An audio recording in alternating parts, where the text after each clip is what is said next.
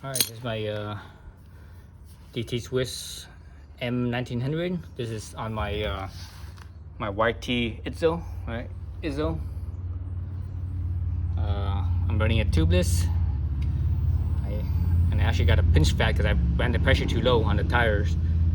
And when the pinch flat happened, you know, it lost pressure, and then after that I dinged the rim. Where I can actually sort of see a pinch flat kind of wanting to form right here. Not quite, but it was the makings of a pinch flat. It looks like right here. You can kind of see it. I can see the indentation, the curvature of where the ding is right here. Let me get some soapy water and spray right there and see if it's leaking or not. Soapy water. Nope, no leaks, no bubbles. So anyways, so the purpose of this video is to fix this ding on my rim. So see if you guys can see it better. See how it's dinged up right there? So let's start by, the good thing is that it's holding air, so that's good. So let's start by basically releasing some pressure. So I have Stan's snow tube in here, sealant. So what I'm going to use to straighten up that ding rim is I'm just going to use some adjustable wrench. So obviously I need to take the tire off first.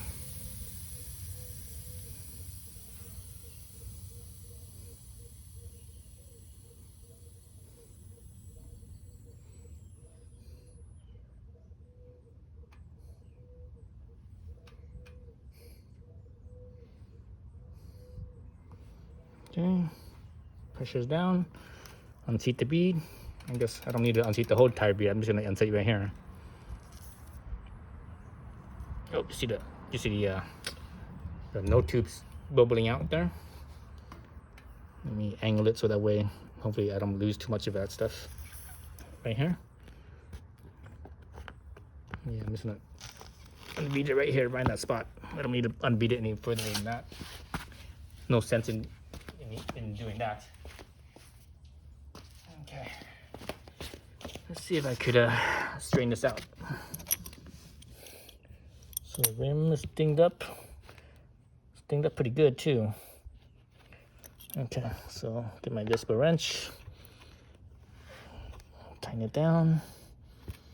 So I can just kind of move it out a little bit. It's working. Oh, it's working. So you should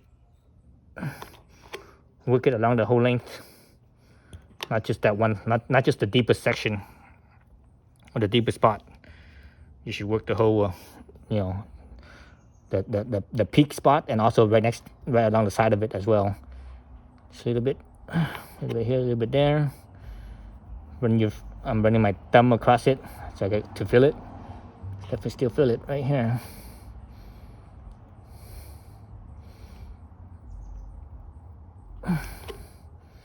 Oh, that's much better. Oh, it's almost flat now. Okay, it's almost flat.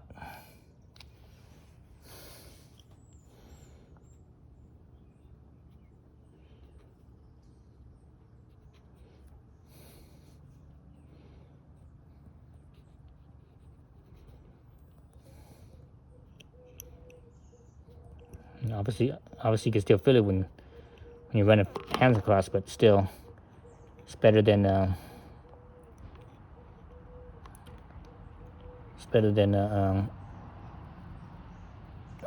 before.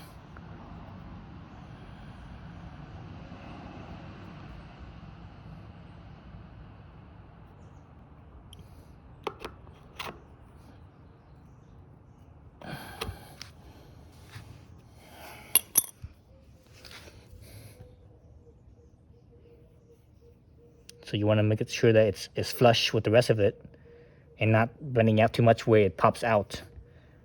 If it pops out a little bit, you want to, you know, basically kind of pop it back in. But obviously it's not going to be perfect, but try to get as close as you can. So still have one low spot right here. where the bottom of that O is, or the 0 I should say. It's a little bit more.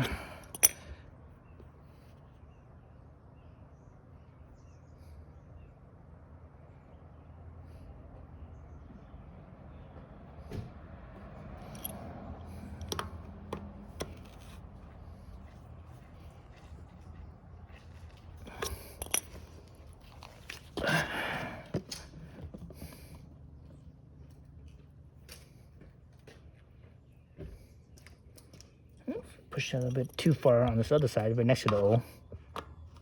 Right here. Push out a little bit too far. I can feel it popping out. So I'm just gonna kind of push it back in. Hopefully I could push it back in. I'm not sure if pushing it back in works or not.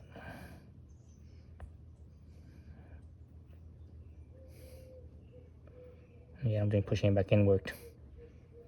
Well, that's definitely a high spot coming out, because this spot right here is kind of a low spot right here.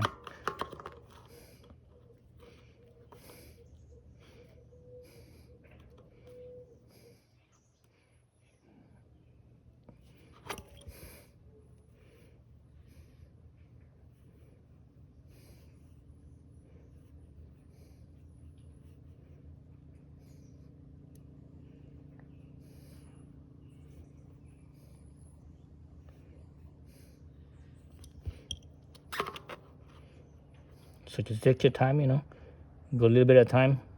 It's better to go a little bit at a time than go too much. Remember, this rim here is aluminum, so if you're working with aluminum, you don't want to bend it too much, because it will actually crack the aluminum. The aluminum has a fatigue life, so you're gonna crack it really easily because of that fatigue life.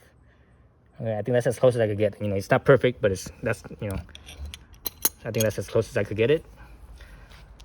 Let's try to bring this bead back out, so that way it could seat easier when I pump it up.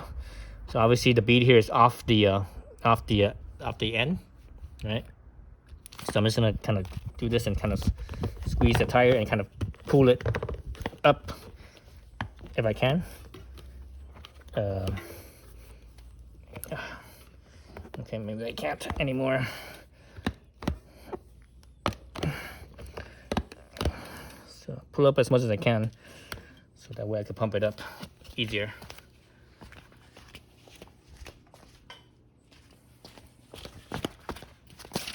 So the thing was right here at the bottom of that 0, right here. So I'm gonna pump it up. Bring it over to this side here.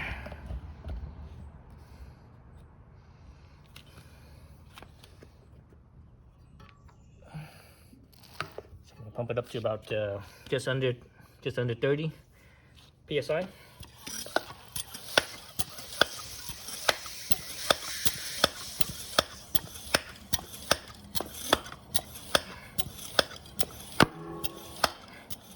You hear the pop of the bead, so that's good. There was a little bit of sealant leaking out from this side. I mean, the vent is over here, so it didn't leak out from here, so that's good. So let's bring it up to 30. I have it at, what do I have it at right now? Oh, it's not even 20 yet.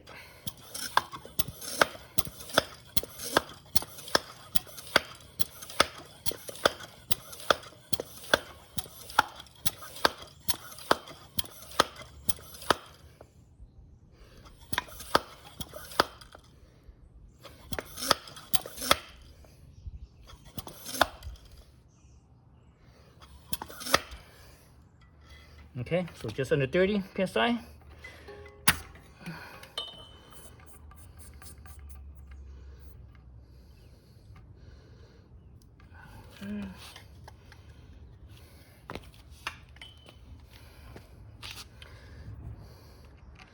So let's do a leak test real quick.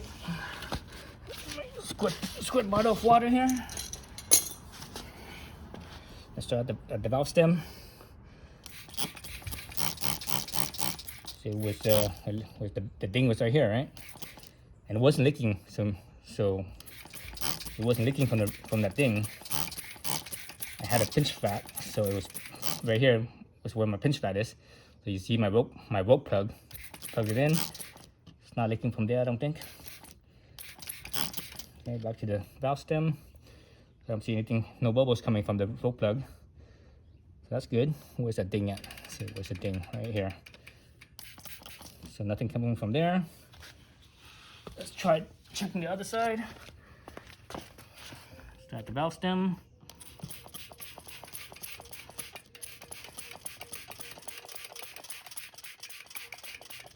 So I have a rope plug on this side as well. No leaks from there. Okay, back to the valve stem. I don't see any bubbles. I don't hear any hissing. Earlier I heard a hissing. That's why I went to check this side. And that's when I found this hole right here. I thought I only had one snake bite on the other side, but I also had one on this side as well. In different locations though. This is one right here. The other side is over right here on this side right there. So about a third of the way through from one over here to the other one over here. So a third of the way through. And also that ding rim, which was, is it right here? No. Yeah, it's right here. No, that's not. Well, that's. I feel a little bit of roughness. Was it over here? No, it's over here. Yeah, it's right here. Actually, it's not that bad. It's good. Anyways, so I'm gonna call it good. I'm gonna go for a ride. All right, thanks for watching.